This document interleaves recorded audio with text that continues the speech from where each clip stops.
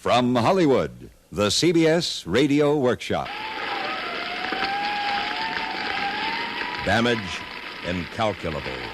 62 square miles of mountains and valleys of farms and pastures reduced to blackened ash. 85 homes burned to the ground. 4 injured. 1 dead. Fire at Malibu. CBS Radio presents the CBS Radio Workshop, dedicated to man's imagination, the theater of the mind. Now, a story to challenge man's imagination, a story of disaster and of man's capacity to meet and defeat it, a story of despair and hope. Fire at Malibu, starring Mr. William Conrad as narrator.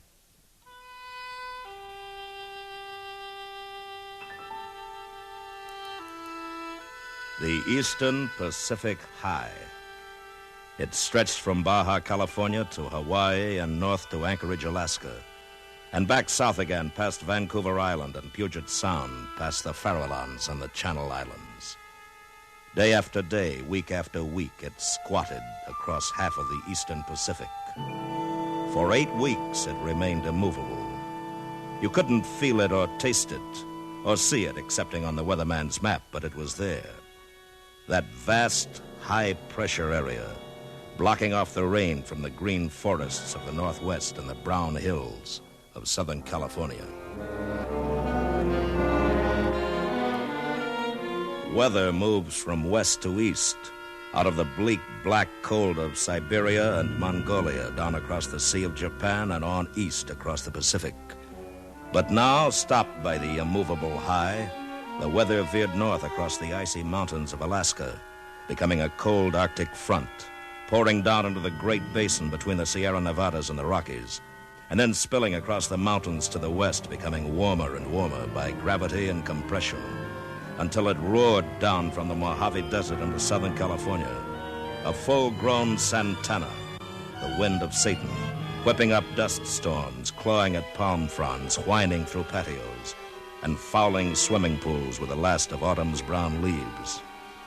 For 8 weeks it blew through the chaparral, drying out the greasewood and the wild buckwheat on the rolling hills, desiccating the live oaks and the sycamores in the canyons. People's skins became dry and itchy. People coughed a lot, and their nostrils tickled as though they were coming down with a summer cold, and they perspired freely as they went about their Christmas shopping in the unusual midsummer heat.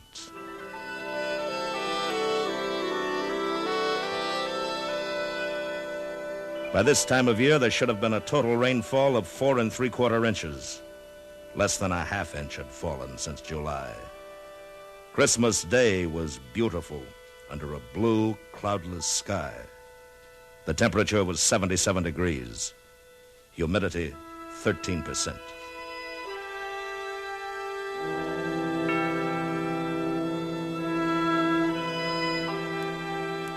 Western Airlines Flight 39 left Salt Lake City at midnight Christmas night, southbound for Las Vegas and Los Angeles. Because of the surface wind conditions, pilot Ben Laubacher brought her in high over the San Gabriel Mountains. He was cruising at 14,000 feet over Fontana at 2:40 a.m. when he made his first contact with the Los Angeles International Airport. L.A. Tower from Western 39. L.A. Tower from Western 39. This is L.A. Tower. Come in, Western 39. This is Western 39 reporting at 14,000 over Fontana, requesting landing instructions. Over. Hello, Western 39. You're cleared to land on runway 25. Wind northeast, gusty. Thank you, L.A. Say, that's quite a fire you have down there. What fire? Well, there's a whole mountain burning up the coast a ways. I'd guess somewhere back of Point Doom. I hadn't heard anything about it. Oh, well, take a look out the tower window. Yeah, I can see it from here. Hey, I'd better report that. That you had, boy. Western 39, over and out.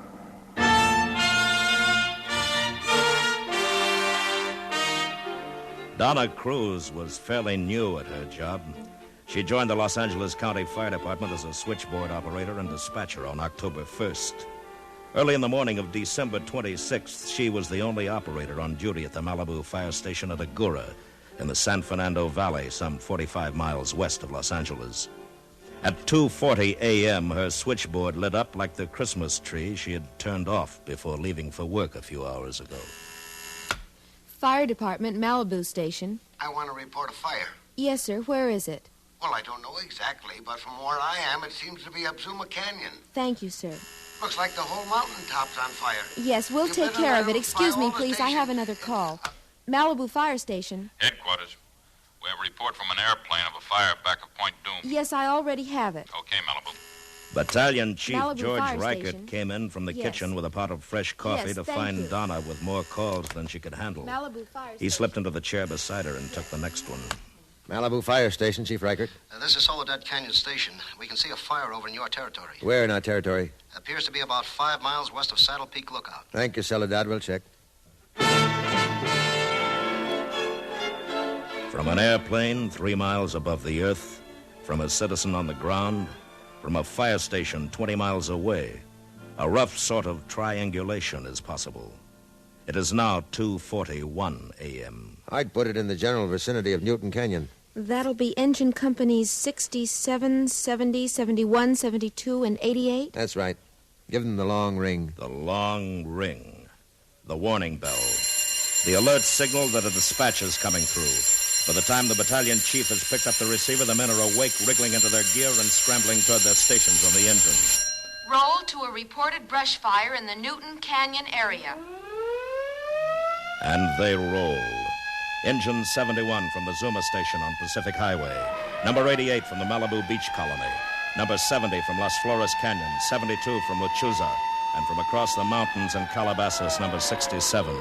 Ripping the stillness of the night after Christmas with the shrill terror of their sirens. The ranchers, the homeowners, the farmers come awake with a start as they hear them scream by. For they live with the fear of fire in these crisp and dusty hills. At 3:40 a.m., 1 hour after the fire was reported, 23 engine companies, 3 bulldozers, 5 work crews, and 4 patrol units. 170 men are fighting the fire. And the fire is winning. Crackling down the mountainsides, roaring through the canyons, whipped by a 50-mile-an-hour wind, forcing back men and machines, backwards and downwards toward the wide beaches and the sea, which surely must stop it. There was no dawn along the beach the day after Christmas. The swirling black smoke merely became gray, and when the stinging hot wind whipped it thin from time to time, toward the east, a bloody ball hung momentarily at the mountain's rim, where men yesterday had seen the sun. Frank L. Dickover, Jr. had driven his wife and 9-month-old daughter to safety, and now he was returning to his home in Zuma Canyon to do what he could to save it. But he never got there. Smoke thicker than any beach fog engulfed his car, blinding him.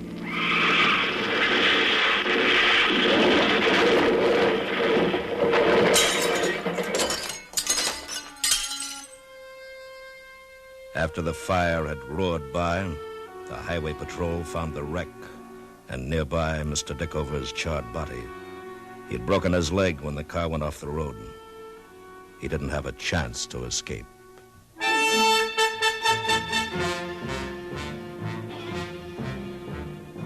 That first morning, County Fire Chief Keith Klinger set up his command post at the Zuma Fire Station on the Pacific Coast Highway. His command now comprised 430 men, including Navy and Marine personnel, moved in by truck from the CV base at Port Hueneme and Terminal Island. In the firehouse, where the gleaming engines usually stand, gray ladies of the Red Cross served coffee and sandwiches to smoke-blackened firefighters. In the dormitory, men off the line were treated for eye burn and smoke poisoning.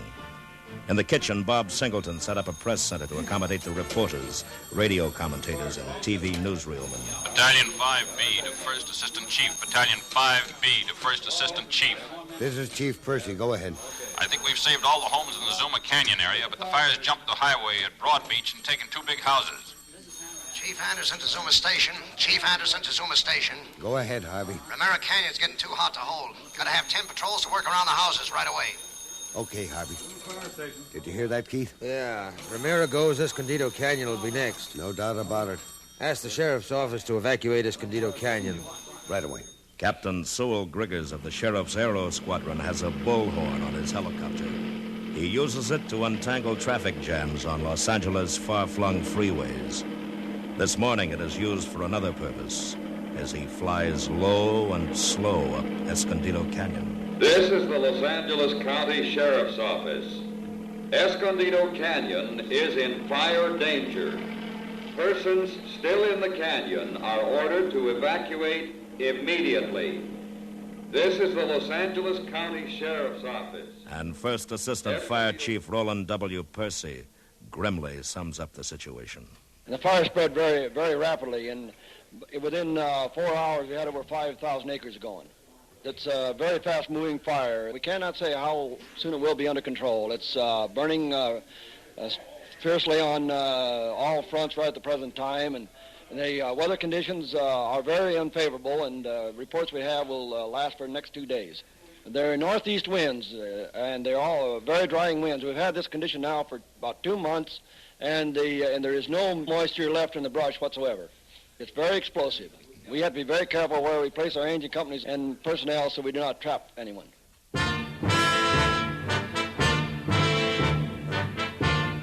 Now the fire was shaping into a disaster.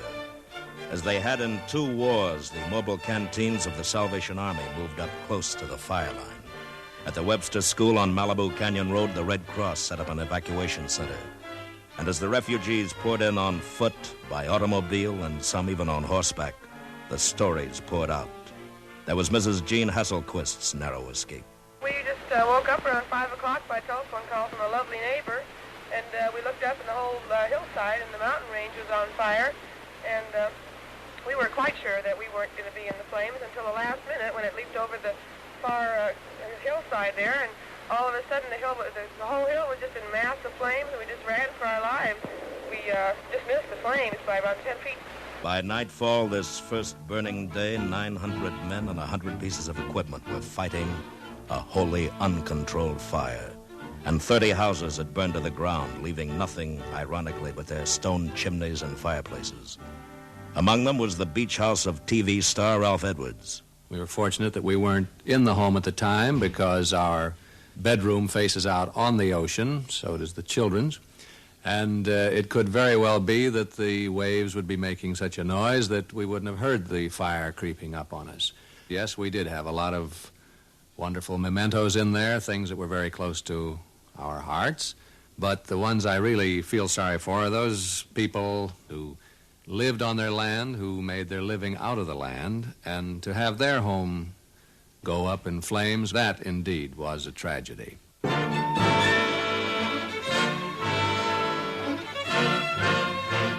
The second smoky dawn brings no relief as the fire roars on south toward Latigo Canyon. And here among the bright red fire engines is the blue and gray shortwave truck of radio station KNX and CBS News reporter Hugh McCoy. It looks as if we're trapped, or at least temporarily stymied up here. The road has been blocked off by flames, which just moments ago have leaped across the road up the side of the hill. Below here in the canyon, there's a house and a number of outbuildings, which in just about a moment from now will be reached by those flames. And up here on the hill where the flames have jumped the road, another house, a green house, is threatened. I don't think we can make a stand here much longer. Jim Lowe, our engineer, is about ready to evacuate with the KNX mobile unit. We've got to make our way back down this road. The heat is getting more and more intense, and the flames are swept over more than a half a mile of these mountains now, raging, moving very, very fast. The house I told you about a few moments ago down below here is completely enveloped in smoke and flames. The people, we have just learned, have been evacuated from that home. And up here to my right, another house, which is still standing, is threatened by these flames reaching 20 to 50 feet up into the air as these wind gusts whip the black pall of smoke. That's all from Latigo Canyon. We've got to make our way out. The engines are evacuating now.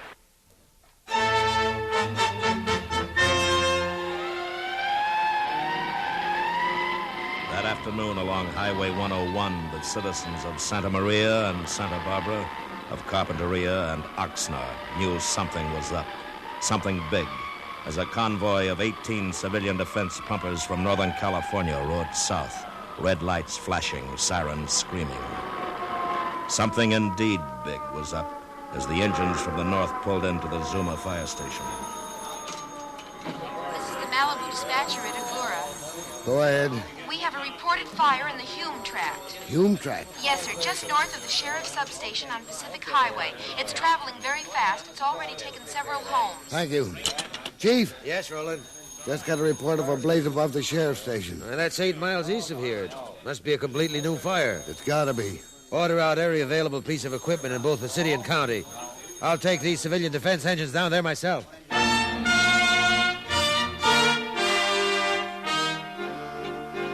A new fire, 8 miles away, sweeping down the steep cliffside toward homes thickly clustered above the highway. Homes built high for the magnificent Pacific view. A view now obscured by ugly brown smoke choking out the setting sun, bringing an early night to this California Riviera, an aborted night, backlighted by the creeping, crackling, ruby-red line of fire.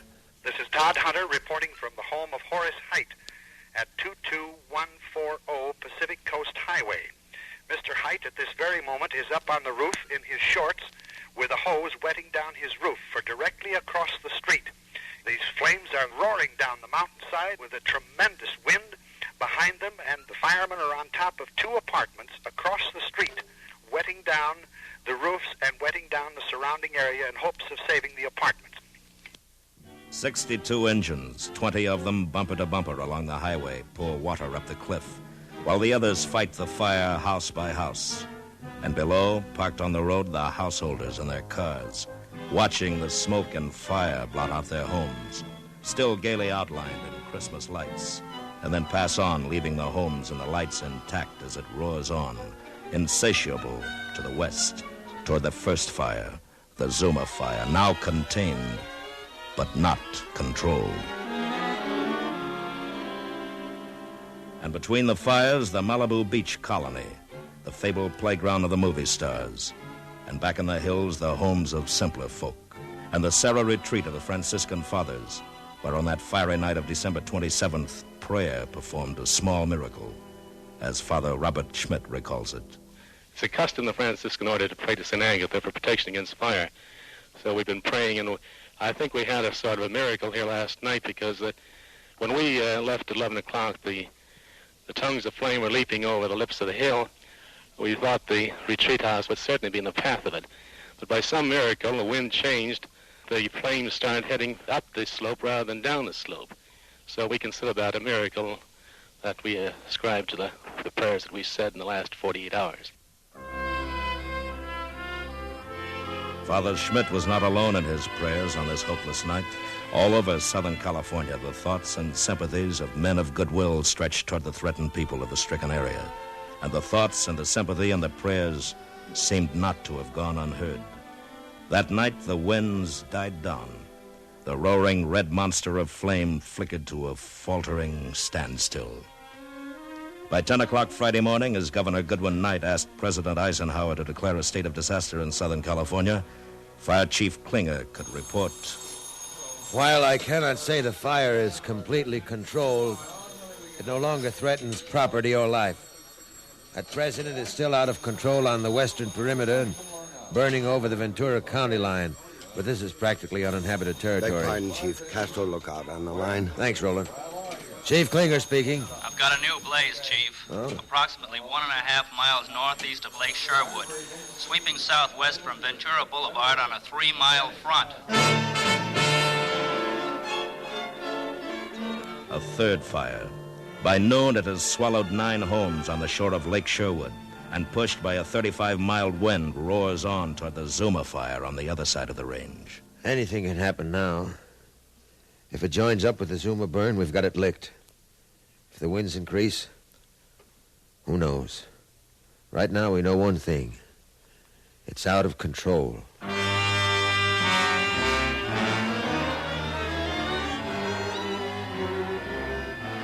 The sun sank that Friday evening behind a dirty brown cloud of smoke that stretched 50 miles from the San Fernando Valley, across the mountains and over the ocean to Catalina Island, sank red and angry, leaving behind its afterimage a corona of fire atop the hills.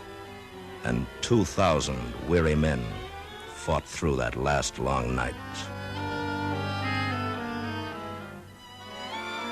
There was good news the next afternoon, qualified in the cautious words of a weary fire chief. We now have the fire tied up in a slippery knot. The knot held, and so did the Pacific High.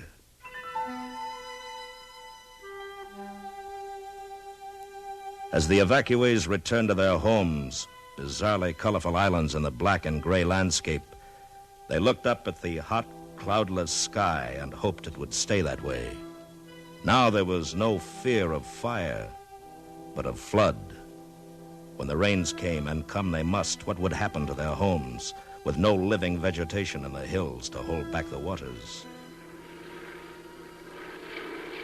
Day after day, Forestry Department planes flew over the 26,000 acres of devastated mountains and hillsides, scattering 500,000 pounds of ryegrass seed.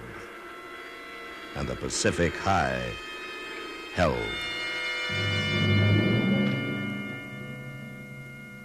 And men ask, will the rains, when they come so heavily the seeds will wash away before they sprout? And men began filling sandbags and building dikes around their homes. And finally, the Pacific High weakened and broke, and the rains came.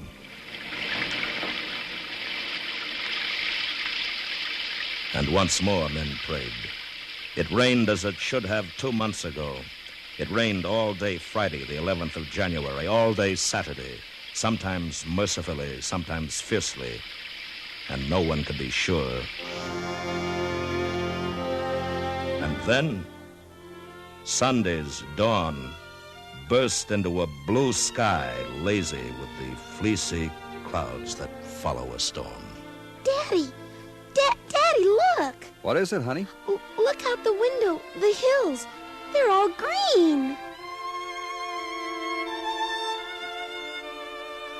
Yes, like a green fuzz across the gray hillsides, the ryegrass had sprouted and pushed its way through the cold ashes like a promise of springtime. There would be food now for the hungry deer in the high hills. There would be tiny roots now holding back the soil against the next rain. And there would be beauty again in Malibu. Because man, who knows so well how to organize for his own destruction, had also learned how to organize for his own salvation.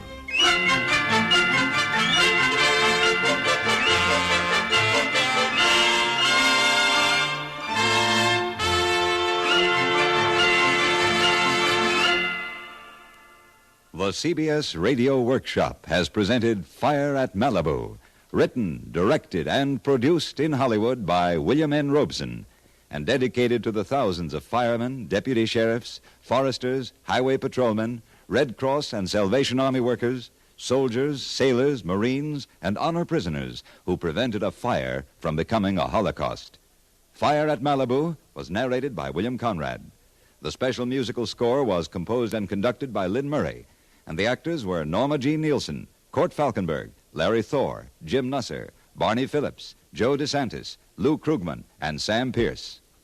Listen next week when the workshop comes to you from New York with the story of a man who lives for laughter, The Crazy Life, starring Henry Morgan. Crackerjack reporters fire the questions at leading government personalities every Sunday night on Face the Nation. For stimulating listening, hear the popular CBS Public Affairs feature, Face the Nation, tonight. You'll find it a rewarding excursion into the world of current affairs. Now stay tuned for Suspense, which follows immediately over most of these same stations.